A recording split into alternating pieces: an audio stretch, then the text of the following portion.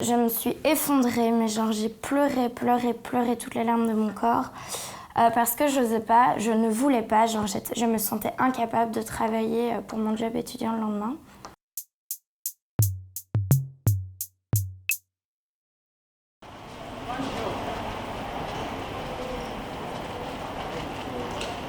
J'ai pas tout de suite eu un burn-out en fait.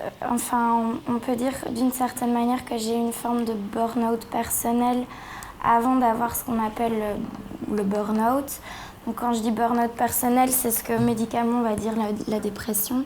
J'avais besoin de m'occuper tout le temps l'esprit parce que j'acceptais pas spécialement que j'allais pas bien.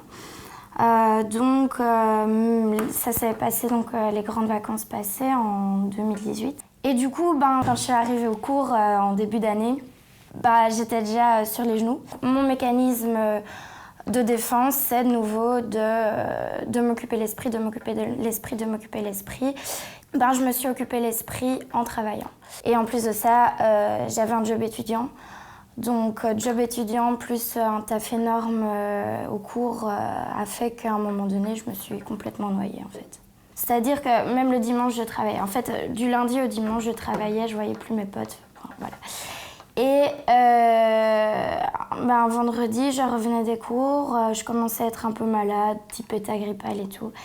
Et je me suis effondrée, mais genre j'ai pleuré toutes les larmes de mon corps. Parce que j'osais pas, je ne voulais pas, je me sentais incapable de travailler pour mon job étudiant le lendemain. J'étais incapable en fait de me dire je dois mettre un réveil en fait. Je dois mettre un réveil et je peux pas dormir et là un peu de me sentir toute faible et que mon corps tenait plus. À un moment, quelque chose qui a été assez éprouvant pour moi, c'est que j'avais la volonté de travailler.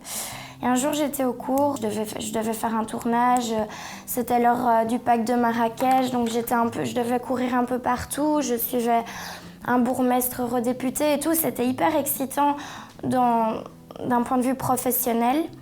Mais en fait, arrivé au Parlement européen, j'ai failli tomber dans les pommes.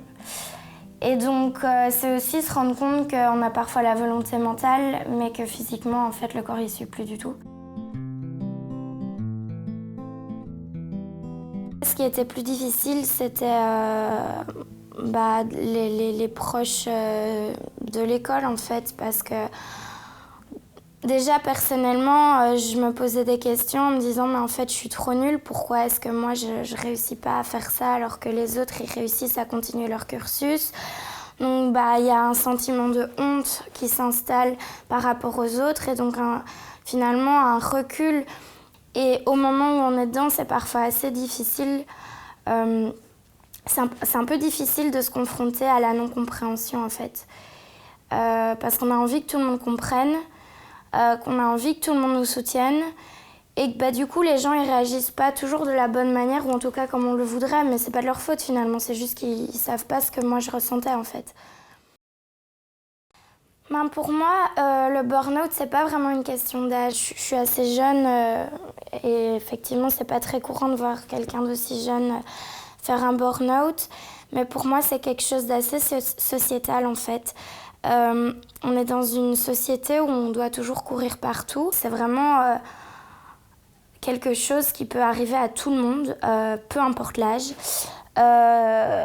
Parce que tout le temps, on est sous pression à dire qu'il faut travailler, à dire qu'il faut que ce soit fait vite et à plutôt favoriser la prestation et le fait que ce soit fait au plus vite plutôt que le bien-être de la personne.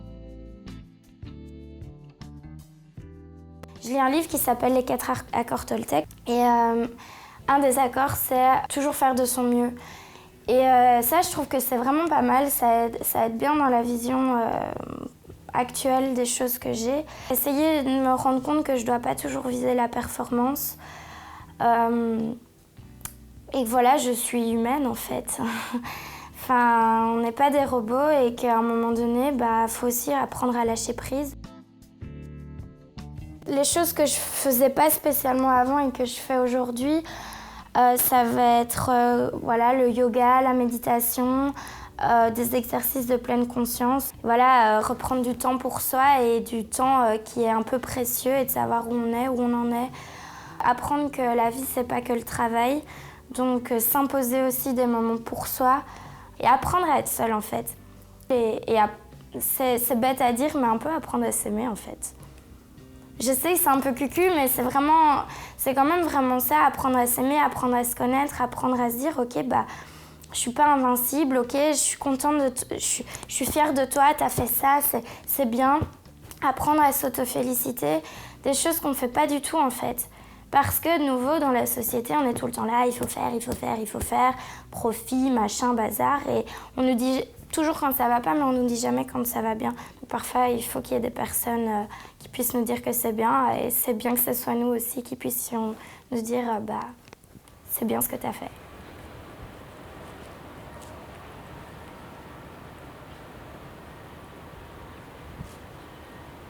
Alors, qu'est-ce que je dirais à quelqu'un qui est en burn-out aujourd'hui?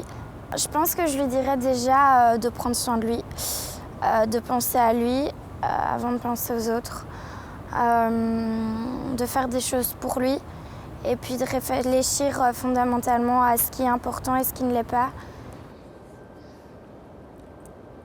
Je pense que le burn-out, c'est quelque chose de positif pour moi parce qu'on apprend toujours de soi et là, j'ai appris de moi. Apprendre ses expériences. Je pense que je suis quelqu'un qui suis peut-être plus encline à tomber en burn-out que quelqu'un d'autre qui a une plus grosse résistance. Mais voilà, je l'apprends, ça m'apprend aussi peut-être à vivre autrement ou à essayer de réfléchir autrement les choses, mettre une autre importance aux choses, de relativiser et de garder en tête, de continuer à aimer ce qu'on fait en fait. Donc voilà, je pense que oui, c'est positif pour moi et j'ai appris de moi et j'ai appris aussi de me dire que fallait que je fasse attention à moi en fait. Voilà.